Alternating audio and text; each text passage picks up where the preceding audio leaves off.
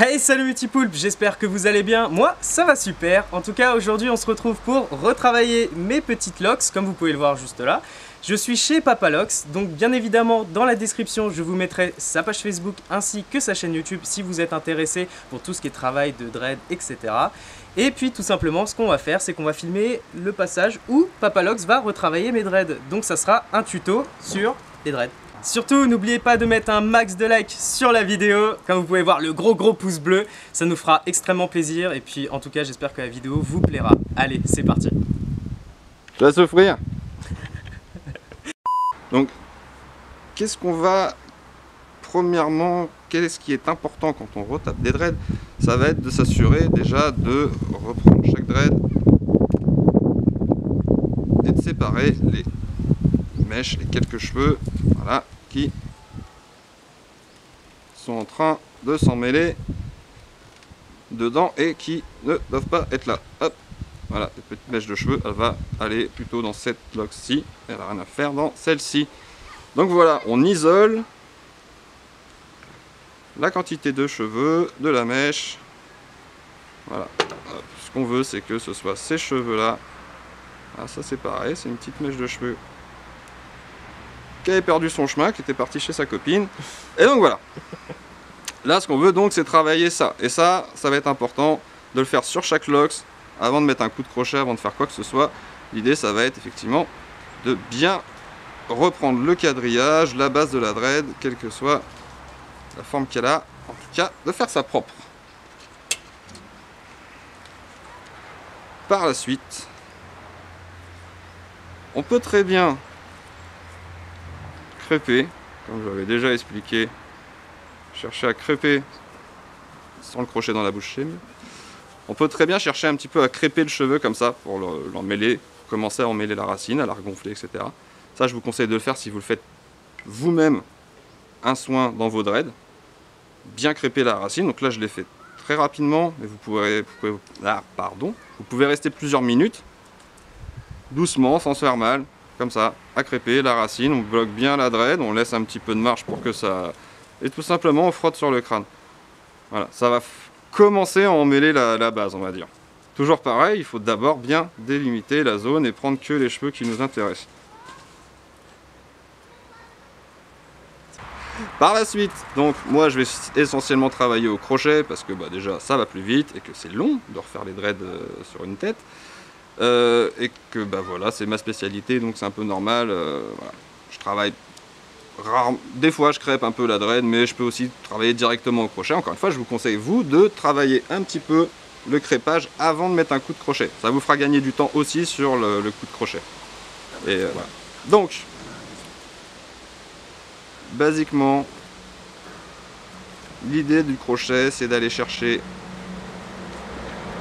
les mèches d'un côté, de les faire passer dans la dread. On peut, moi j'aime bien remonter un peu les cheveux vers la base pour lui redonner un peu de forme, un petit peu d'épaisseur à la base.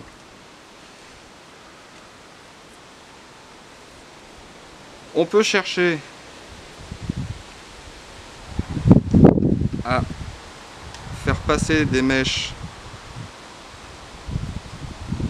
à travers la dread et les ressortir de l'autre côté. Voilà, comme ça, hop. C'est une façon de faire. Voilà. Il faut avoir un mouvement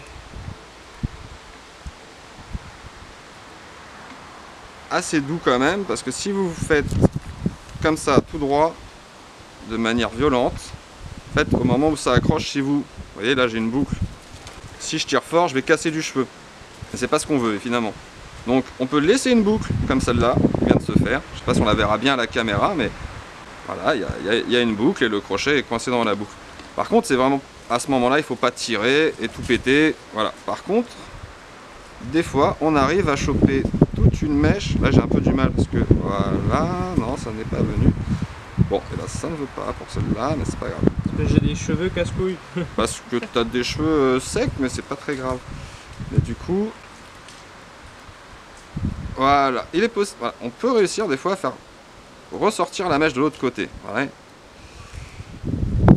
Et pour ça, il faut pas, par contre penser. Voilà, là j'ai bien réussi. Je sais pas si la caméra voit. Là, là ça s'y prête bien. Voilà. Donc, quand on ressort comme ça, souvent les gens se demandent si on peut ressortir de la dread. On peut ressortir de la dread, mais il faut faire attention à avoir un mouvement pour sortir le crochet. On évite absolument de faire comme ça, parce qu'on pète du cheveu. On part comme ça. On fait un petit mouvement circulaire, hop, vers l'arrière. En fait, on ressort le crochet sans rien abîmer. Ça, c'est important. Voilà. Plus généralement, alors là, ça va être un peu plus compliqué pour bien voir parce que j'ai mon pouce qui vient devant. Moi, je vais simplement me contenter de faire des petits allers-retours dans la base où le crochet en fait ne ressort pas. De temps en temps, toujours avec ce même petit mouvement d'ailleurs, je vais changer l'emplacement du crochet et au fur et à mesure, je vais travailler en remontant de la base vers la longueur de la dread. Ça en fait, c'est un mouvement qui va prendre les cheveux à l'extérieur, les ramener au milieu, créer des boucles, resserrer les nœuds qui sont déjà existants ou que vous aurez obtenus en crêpant. Là, j'ai rentré la majorité des petits cheveux dans la dread. L'idée maintenant, c'est de lui redonner une forme un petit peu plus propre, un peu plus soignée. Et ça va pas être très difficile. On peut tout simplement se contenter de les rouler. Mais dans le temps, ça tiendra moins bien que si on fignole un petit peu au crochet. Je travaille avec un crochet de taille 0,5. Je préfère travailler avec des 0,5 ou des 0,6. Voilà. Et en général, on travaille rarement au-dessus de 0,75 en taille de crochet. Donc là, j'ai un petit moment un peu à 45 degrés où je vais remonter les petits cheveux restants. Plus dans ce sens-là finalement cette fois. J'ai d'abord travaillé les cheveux de manière à ce qu'ils viennent dans la lox comme cela. Et pour la forme, pour redonner un peu de rondeur à tout ça, je vais venir à 45 degrés, choper les mèches restantes et les ramener. Ça va venir consolider le travail que j'avais déjà fait juste avant et ça va redonner une forme plus ronde à la dread. Voilà.